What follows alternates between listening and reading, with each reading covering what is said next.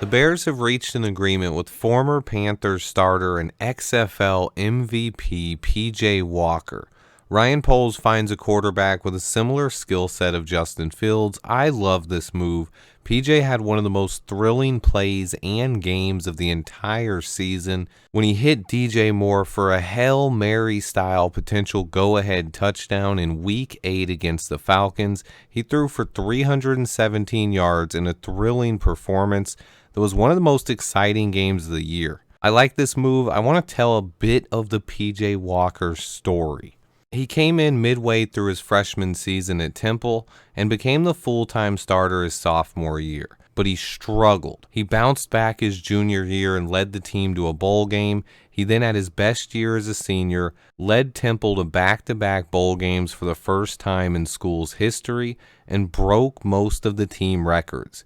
He went undrafted, though, and was signed as an undrafted free agent by the Indianapolis Colts. He spent his first 2 seasons on the practice squad. He was then released and without a team, and he found a home in the XFL during the 2020 season. He took the league by storm. He led the entire XFL in touchdown passes and yards, went undefeated, and won XFL MVP. His 1 season in the XFL led to him being signed by his former college coach, Matt Rule, of the Carolina Panthers. He was signed to be a backup and spent 3 seasons in Carolina. He would start at least 1 game every season. He made 1 start in 2020 and 2021, and he won both games. He then started 5 games for the Panthers this year. He went 2-3 and should have won another game after he hit DJ Moore for what would have been a game-winning touchdown. PJ Walker is an exciting football player with some skills reminiscent of Justin Fields. Let me be clear, he's nowhere near as talented as Fields, but he is mobile with a live arm and could run a similar system that Justin Fields does. This is the kind of backup we needed. I love this move. It shows even more commitment to Justin Fields. They aren't trying to find QBs to fit Luke Getsy. They are trying to have Luke Getsy build an offense around our quarterback, and now they're getting a backup that fits. Matt Nagy, if you're out there, take notes.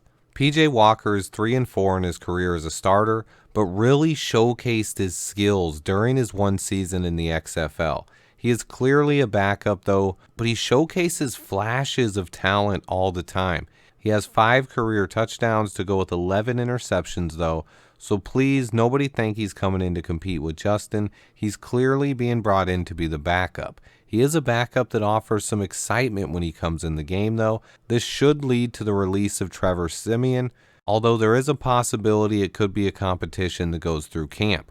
Trevor Siemian does have 1 more year left on his deal, but it contains 0 guaranteed money, and he would save the Bears roughly $2 million in cap space. I think it's likely that Siemian is released, and PJ Walker serves as the backup.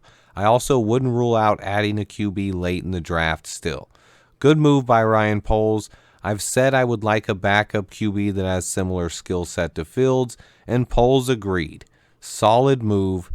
Also, slightly after this move was announced, it was announced that the Bears lost out on Orlando Brown as he signed with the Cincinnati Bengals. I believe he will play left tackle there. It seems more and more likely that right tackle will be our pick in the first round of the draft.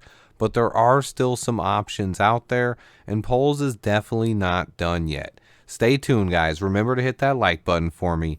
And until next time, bear down.